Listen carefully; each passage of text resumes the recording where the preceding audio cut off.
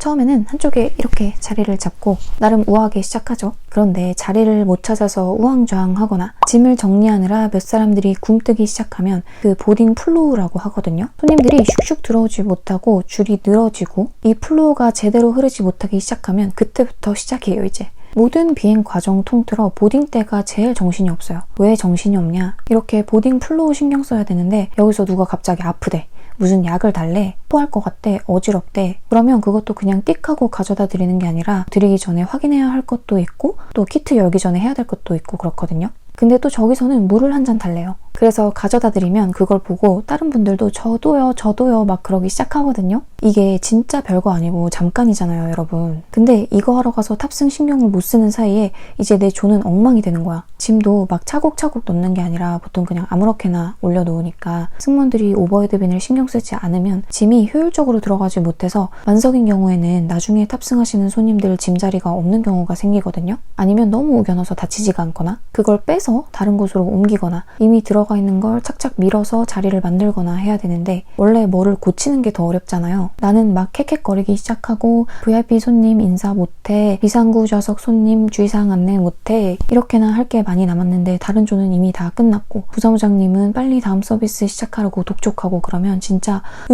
그래서 종종 사람들이 승무원들 배려해주고 싶은데 뭘 하면 좋냐, 정말 긴급한 거 아닌 이상 보딩 때 뭐 부탁하지 않는 거가 짱이더라고요. 아무튼 보딩이 이렇게 끝나면 오버헤드빈을 착착 닫고 다음 서비스를 진행합니다. 나눠드릴 거 나눠드리고 인펀트 차일드한테 따로 챙겨줘야 할 것도 챙겨주고 비상구 좌석에 앉은 손님들은 그 좌석의 의무도 설명해드리고 비상탈출 데모 시연도 하고 등등. 비상탈출 데모 시연은 스크린이 있는 비행기에서는 영상으로 틀어주기 때문에 하지 않고 스크린이 없는 비행기에서만 합니다. 내 구역에 있는 모든 손님들의 스크린에서 영상이 제대로 나오는지 확인이 되면 점프시트에 앉아서 그 영상이 끝날 때까지 기다립니다. 비상탈출 영상은 승객들이 집중해서 봐야 되는 부분이라 시선을 분산시키지 않기 위해 영상이 나오는 동안에는 기내에 서 있거나 돌아다니지 못해요. 영상이 끝나고 기장실에서 이륙 준비 방송이 나오면 도어 모드를 비행 모드로 바꿉니다. 도어 관련된 사고는 꽤 일어나는 편이라 제 담당 도어를 반대편 승무원이 한 번 더 체크하고 반대편 승무원의 도어를 내가 한 번 더 체크, 이렇게 서로 체크해주고 인터폰으로도 사무장님께 전달하고 기내의 크루 전용 스크린으로도 얘가 제대로 했는지 안 했는지 확인이 가능한데 이렇게 여러 번 체크하는데도 가끔 슬라이드가 실수로 빵빵 터지고 도어가 제대로 안 닫히고 하는 사건이 기사에 나오는 거 보면 어떻게 그럴 수 있는지 참 신기하죠. 자, 도어를 비행 모드로 바꾸면 이제 그라운드 업무 거의 마지막이에요. 손님들이 좌석 벨트를 전부 맸는지 오버헤드빈이 제대로 딸깍 닫혔는지 이게 제대로 맞물리지 않고 엉성하게 닫히면 이륙할 때 덜컹 하면서 확 열릴 때가 있거든요. 그러다가 그 안에 있는 짐이 손님 머리 위로라도 떨어진다. 마살라마. 등받이를 젖히거나 테이블을 펼쳐놓고 있지는 않은지 창문 덮개는 다 열어놨는지 덮개를 열라고 하는 이유는 비상상황 시 바깥 상황을 확인해야 하기 때문이에요. 비상구에 짐 같은 걸 두시진 않았는지 화장실엔 아무도 들어가 있지 않은지 갤리의 카트와 서랍들이 떨어지지 않도록 모든 잠금 장치가 다 잠겨져 있는지 등등을 확인합니다. 그러다 보면 기장님이 방송을 해요. Cabin crew sits for departure.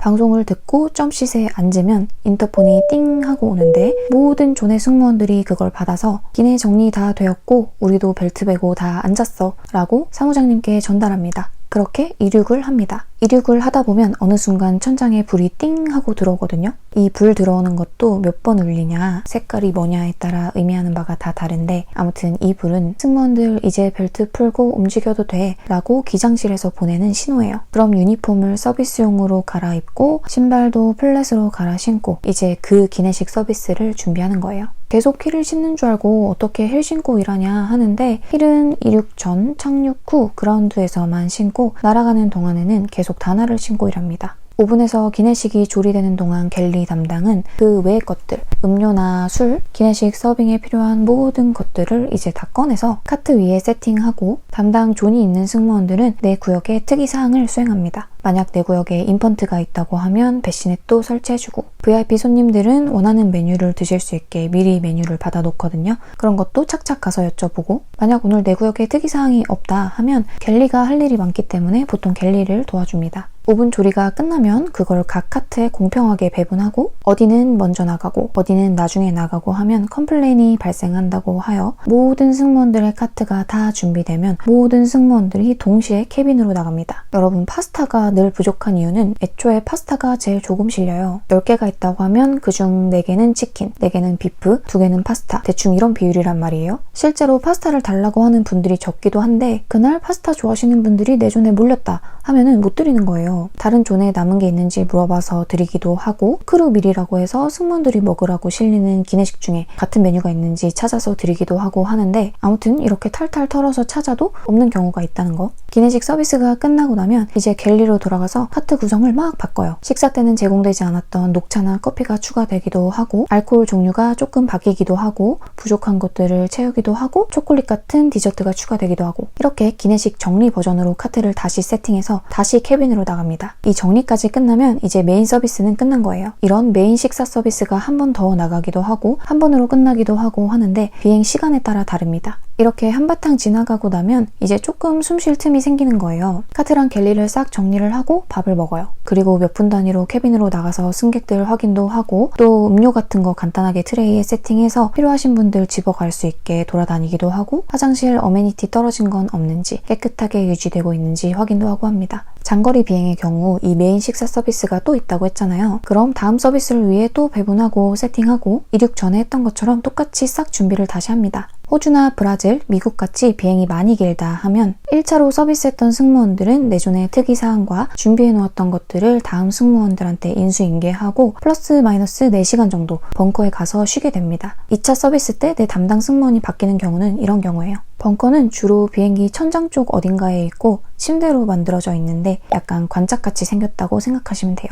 2차로 나갈 기내식 서비스 준비를 끝내고 나면 이때가 좀 쉴 수 있는 시간이에요. 승무원들끼리 수다를 떨기도 하고 또 갤리 쪽이 좀 넓으니까 거기 와서 쉬는 손님들이 있는데 스트레칭 하시면서 말도 되게 잘 거시거든요. 그래서 손님들이랑 수다를 떠는 경우도 많고 이렇게 수다도 떨고 돌아가면서 기내 점검도 하고 그러다 보면 2차 서비스 시작해야 될 시간이 옵니다. 비행에 따라서 중간중간 서브 기내식 서비스, 샌드위치라든지 스낵이라든지 이런 게 계속 나가는 비행도 있습니다. 그러다 보면 착륙을 할 때가 와요. 도착지에 가까워졌다, 비행기 하강한다는 기내 방송이 나오면 유니폼을 원래 걸로 갈아입고 이륙 준비 때와 똑같이 기내 점검을 합니다. 손님들 깨워서 의자 원래 자리로 돌려달라, 안전벨트 매달라, 창문 열어달라. 배시넷도 다시 해체해서 정리하고 어느새 물건이 막 놓여져 있는 비상구도 싹 정리하고 화장실도 다 잠그고 등등 갤리 서랍 카트 떨어지지 않게 다시 다 잠그고 착륙 전에는 이제 이걸 최종적으로 자물쇠로 봉쇄를 해요. 또 내리기 전에는 갤리에서 썼던 것들 서류 작성하는 게 있거든요. 술 종류에 민감하니까 얼마나 소비했고 몇 개가 남았고 이런 것도 기록해줘야 되고 비행기가 환승으로 바로 나가야 되는 경우에는 어느 위치에 내가 무엇을 두었고 뭐는 어떻게 만들어놨고 어디가 어떻게 되어 있고 뭐가 몇 개고 이런 걸 다 확인하고 적어서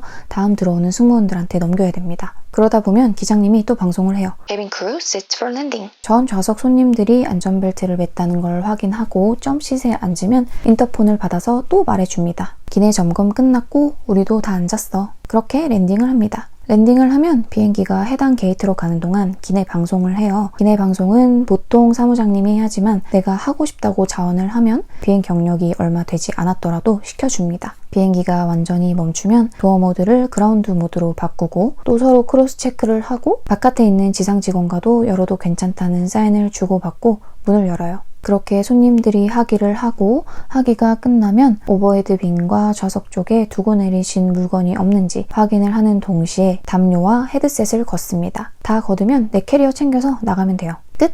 이제 체류지 가서 재밌게 놀면 됩니다. 어떠신가요, 여러분? 승무원들은 서빙 말고 뭘 하나 궁금하셨던 분들에게나 승무원을 준비하고 계시는 분들에게나 어느 정도 머릿속으로 그려볼 수 있는 이야기거리가 되었다면 좋겠고 이런 것도 하네. 이런 거 할 때는 나 이거 잘할 수 있겠다. 저런 거 할 때는 나 이런 강점 연결해서 말하면 되겠다. 답변 고민하는 데에 참고하셔서 남들이 말하지 않는 참신한 답변 만드는 데에 도움이 된다면 좋겠네요. 오늘도 끝까지 들어주셔서 감사하고 다음 영상에서 만나요. 안녕!